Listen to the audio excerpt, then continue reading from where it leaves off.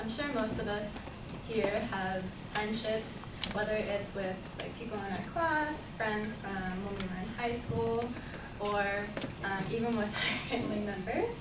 I do agree with the quote from the German proverb, "Friendship is a plant we must often water."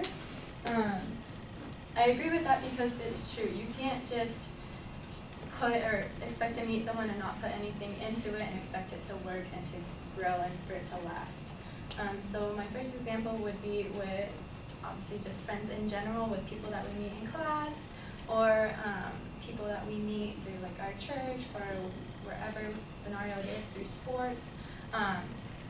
You're able to kind of either hit it off right away, or sometimes it takes a little more instigating. You need to really get to know them, you need to talk to them more, find their likes and dislikes, and then from there it's just creating the foundation to be able to really grow and make that friendship last. So for me, an example for me was when I was going into 7th grade. I transitioned from a private to public school, which is a really tough transition. If none of you have done it, it's really hard. It's just a whole different environment and scenario.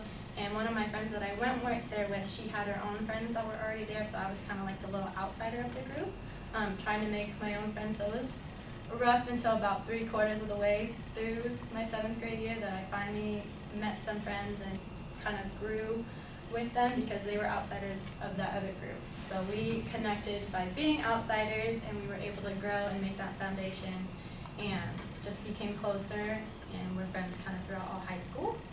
Another example is with our parents. I know some of us either are really good friends with our parents, or it takes a little bit more because we're just not on the same page and maybe we're still troublemakers, I don't know. But a lot of times too, our parents say we're not there to be your friends, we're there just to be your parents, but they are there for you. You know, like if you want to talk to them, if you are having troubles, like they are there to be your friend. And for me and my parents, they raised me in such a way that even if I knew I was in trouble, if I didn't tell them, it ate me up more than if I did tell them, because I knew I could trust them. I knew that they've kids once, so they've been through things, they've done things before, and they're not naive to know that I'm gonna not make mistakes. So it's just being able to have that foundation also with your parents. So as long as you can trust them and they trust you, and just know that they're there for you. I feel like that's really important, because if you can't talk to your parents, it's really hard to have a good family community there, because there's no one for you to rely on besides your friends. And sometimes you don't need your friends, you need a parent. So that's why I agree with the quote. Friendship is a plant we must often water, because without nurturing those friendships and without really putting effort into them, they're not going to grow, and then there really is no friendship.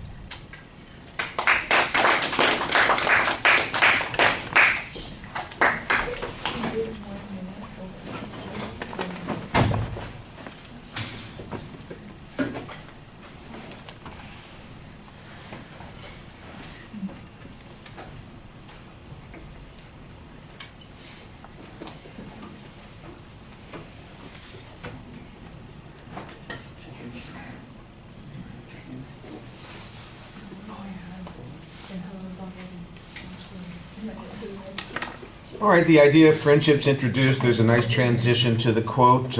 You could be a little bit more dynamic maybe with the idea at the beginning with an illustration or example, but we know what your topic is. That's good, and your point of view is solidly expressed.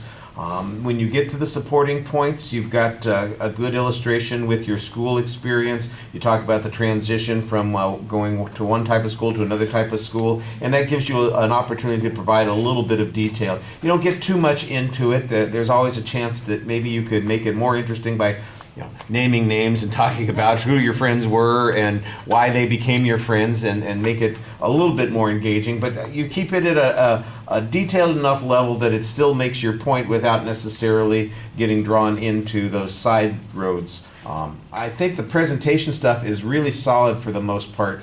You present, your voice is clear, pacing is right.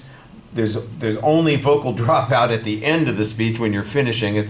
You're kind of using it as a way to signal that you're done, but I think you want to try a different signal at the end of the speech. maybe a visual thing with your facial expressions or something like that. But when you look at us, you seem engaged, like you are trying to include us in the discussion, get us to relate to you. I like that.